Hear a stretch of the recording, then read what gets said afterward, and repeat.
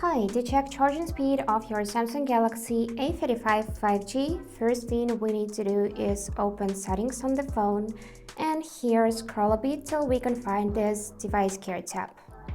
Now after that scroll a bit more and find this section diagnostics.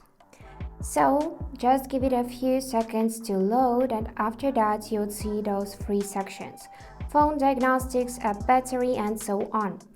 From here, we will need to choose this first one, phone diagnostics.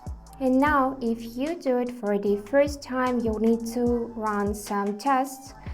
And after that, you would see those check marks on the Run tab.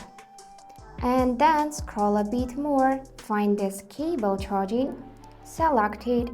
And as you can see, I have already run this test and I got result normal and charging speed also normal. That is because I'm using usual cable, but if you see and use a special fast charging adapter, the device will charge faster. So let's just try to run this test again. For that, I'm gonna plug this USB Type-C cable in my phone.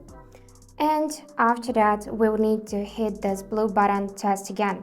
And as you can see, now it is checking my cable charging.